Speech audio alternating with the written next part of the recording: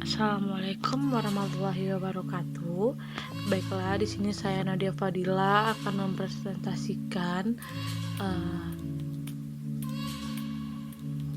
proposal saya yang berjudul pengaruh naiknya bahan bakar minyak atau BBM subsidi terhadap inflasi di Indonesia.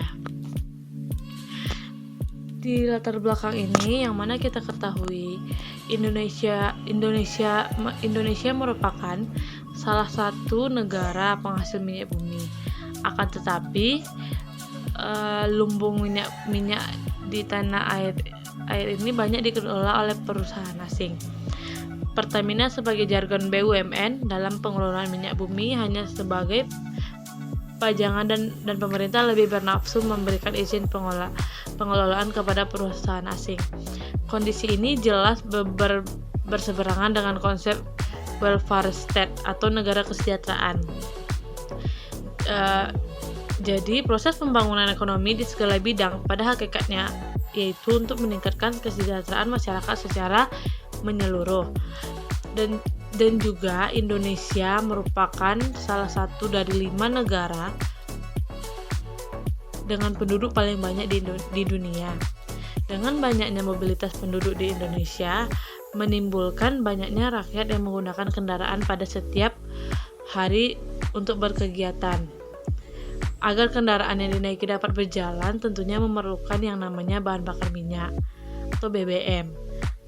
BBM tersebut adalah bahan bakar yang digunakan oleh rakyat Indonesia sebagai bahan bakar kendaraan seperti mobil atau sepeda motor dan kendaraan lainnya yang menggunakan bahan bakar. Banyaknya kendaraan di negara ini yang mengakibatkan besarnya akan permintaan bahan bakar minyak. Naiknya harga BBM di Indonesia diawali dengan naiknya harga minyak dunia yang membuat pemerintah tidak dapat menjual BBM kepada masyarakat dengan harga yang sama dengan harga dunia, karena hal ini akan membebani masyarakat. Oleh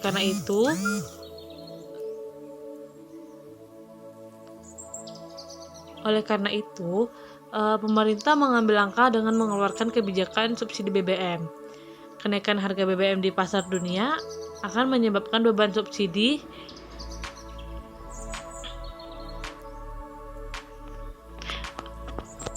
BBM subsidi di dalam APBN akan semakin besar. Untuk meringankan beban subsidi BBM di dalam APBN, maka pemerintah menaikkan harga BBM di dalam negeri. Dengan naiknya harga BBM di dalam negeri berdampak terhadap kenaikan harga barang secara umum atau inflasi. Kenaikan harga BBM ini tidak dapat kita hindari karena membebani APBN. Sehingga inflasi yang terjadi akibat dari naiknya harga BBM tidak dapat atau sulit untuk dihindari. Karena BBM adalah unsur vital dalam proses produksi dan distribusi barang. Inflasi merupakan suatu proses kenaikan harga-harga yang berlaku secara umum dalam suatu perekonomian. Inflasi juga merupakan peningkatan dalam seluruh tingkat harga. Tingkat inflasi yang rendah dan stabil akan menjadi simulator bagi pertumbuhan ekonomi. Hampir semua negara menjaga inflasi agar tetap rendah dan stabil, tapi tingkat inflasi yang rendah dan stabil ini akan tercipta pertumbuhan ekonomi yang diharapkan, perluasan lapangan kerja, dan ketersediaan barang dan jasa untuk memenuhi kebutuhan masyarakat. Adapun rumusan masalahnya, yang pertama, bagaimana pengaruh subsidi BBM terhadap inflasi di Indonesia tahun 2012 sampai 2021. Yang kedua, bagaimana pengaruh pertumbuhan ekonomi terhadap inflasi di Indonesia tahun 2012 sampai tahun 2021. Yang ketiga, bagaimana pengaruh jumlah uang beredar terhadap inflasi di Indonesia pada tahun 2012 sampai 2021. Tujuan penelitian ini untuk menganalisis pengaruh subsidi BBM terhadap inflasi di Indonesia pada tahun 2012 sampai tahun 2021. Yang kedua, untuk menganalisis pengaruh pertumbuhan ekonomi terhadap inflasi. Yang ketiga, untuk menganalisis jumlah uang beredar terhadap inflasi di Indonesia.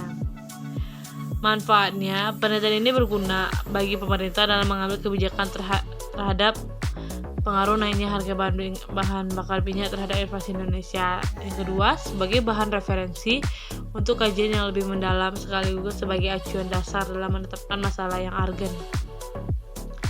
Yang ketiga, bagi penulis sendiri, yaitu sebagai syarat penyelesaian studi pada jurusan ekonomi Fakultas Ekonomi dan Bisnis Universitas Andalas Sumatera Barat.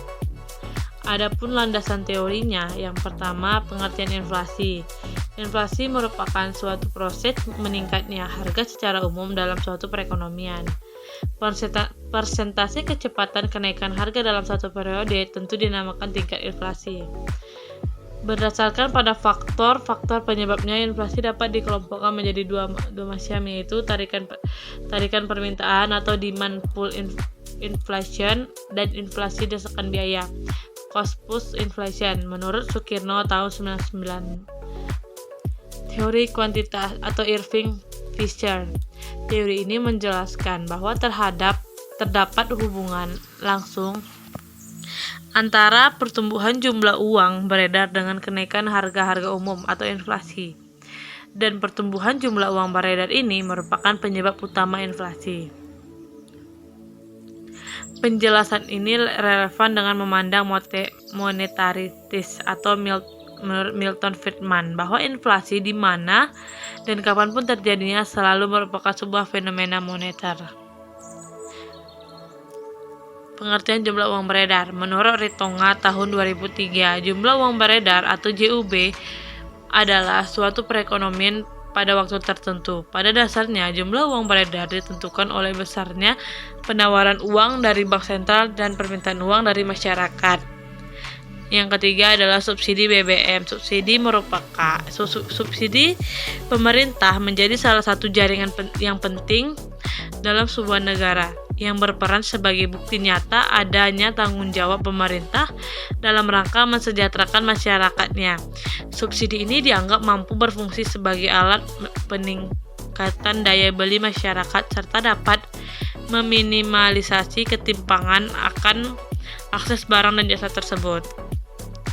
Penelitian terdahulunya yang pertama, TB Rule Ferdian 2001, Independen Bank Indonesia atau BI dalam menganalisis inflasi. Yang kedua, Rio Maggi dan Birgitta Dian Saraswati, faktor yang mempengaruhi inflasi di Indonesia, model demand pull inflation. Yang ketiga, Yuliarni Yunus, analisis faktor yang mempengaruhi inflasi di Indonesia, periode tahun 98 sampai 2012.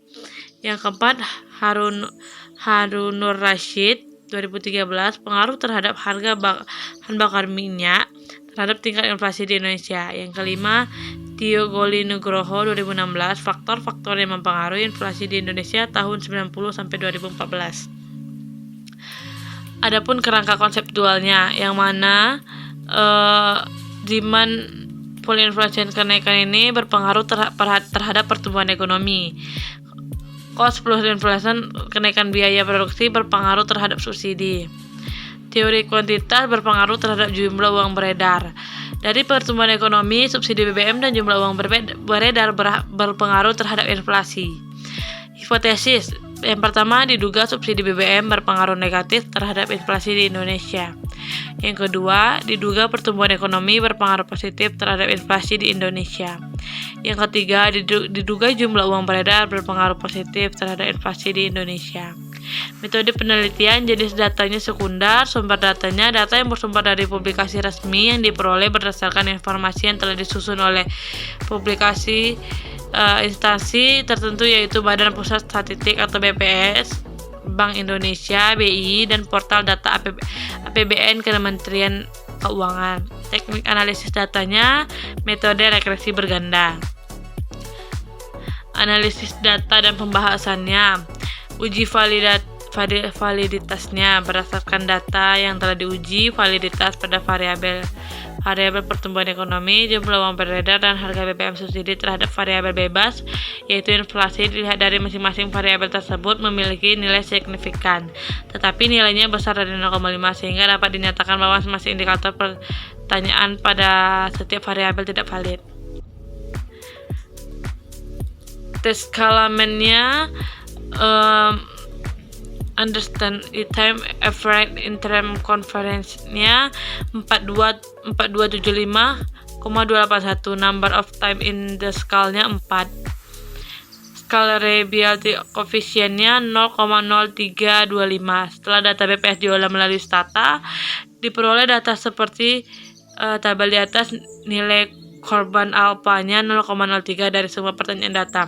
Dengan hal tersebut, semua item pertanyaan pada penelitian ini dapat dikatakan tidak reliabilitas. Uji normalitasnya, menurut tabel di atas, uji normalitas dengan melihat signifikannya, yaitu didapatkan dari variabel X2, jumlah uang beredar sebesar 0,05 dan variabel X1, X2 dan Y di bawah 0,5. Maka sebagian data dapat dikatakan berdistribusi secara normal karena nilai signifikannya besar dari 0,05. Uji heterokedasitas nih.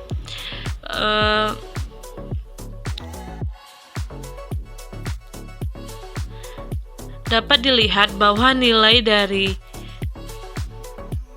koefisiennya kecil dari 0,05, yaitu terdapat 0,36. Maka dapat disimpulkan terdapat gejala heterokedastisitas pada model yang digunakan. Uji multikolinearitasnya dilihat dari nilai VIP. Nilai VIP pada variabel jumlah uang beredar sebesar 1,69, variabel harga subsidi BBM dengan nilai VIP sebesar 1,56, variabel nilai VIP dari pertumbuhan ekonomi sebesar 1,18. Jika dilihat dari nilai VIP, juga dapat disimpulkan bahwa masing-masing variabel bebas memiliki nilai kecil dari 10. Jadi dapat dikatakan bahwa pada model regresi yang berbentuk tidak terdapat masalah multikolinearitas atau terbebas dari gejala. Uji autokorelasi tahunnya tim variabel tahun 2012 sampai 2021. Durbin Watson statistiknya sama dengan 2,232837. Analisis regresi bersamanya. Regresnya, nilai dari regres ini di bawah 0,05. Berdasarkan hasil pengolahan data di atas dapat dilihat dari Y-nya 0,138, X1-nya 0,054, X2-nya 0,014, X3-nya 0,197.